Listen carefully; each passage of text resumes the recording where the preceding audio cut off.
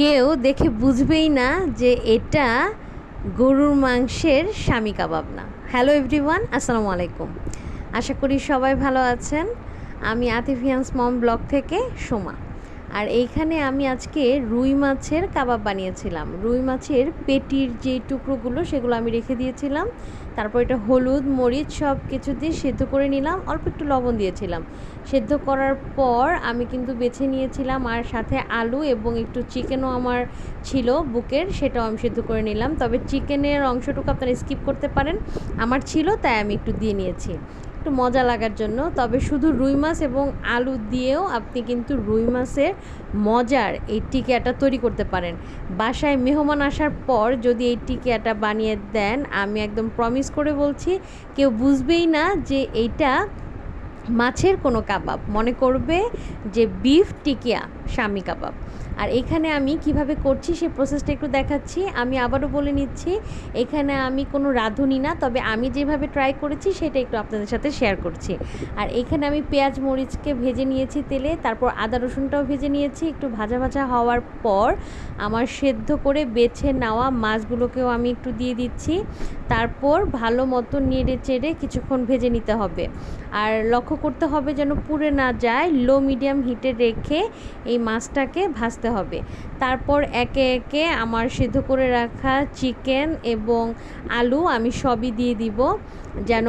আর আলুটা মেনলি দেওয়া হয় হচ্ছে আটকানোর জন্য, মানে যেন সুন্দরভাবে এটাকে কাবাবের মতো শেপ দেওয়া যায় আর ভালো লাগে খেতে। আর এখানে আমি সব কিছুকে নেড়ে চেড়ে একদম মিশিয়ে নিচ্ছি। আর আদা রসুন দিয়েছি এই কারণে যেন একটা মজার মাংসের একটা স্মেল আসে।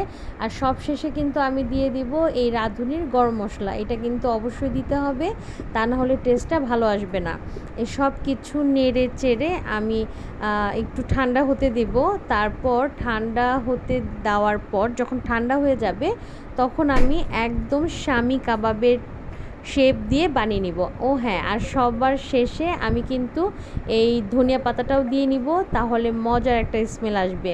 আর অনেকে আছে মাছের স্মেলটা সহ্য হয় না, তারা কিন্তু এভাবে লেবুটা চিপে দিলেও একটা লেবুর স্মেল যখন আসবে তখন আরও বেশি স্বাদটা বেড়ে যাবে, মজা লাগবে।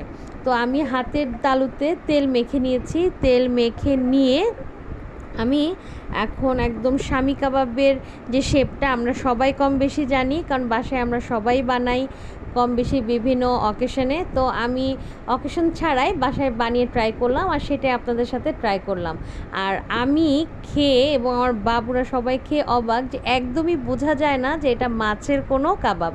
আর এত মজা হয়েছিল যে এটা আমি প্রায়ই বানাই।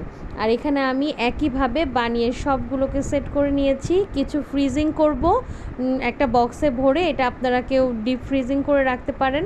আর আমি ভেজে নিয়েছি কিছু কিছু ফ্রিজিং করেছি এই তো। আর ডিমটা একটু লবণ দিয়ে ফেটে তারপর আমি ডিমে ভিজিয়ে এটা ভেজে নিয়েছি। আজকে ভিডিওটা এই পর্যন্ত, আল্লাহ হাফেজ।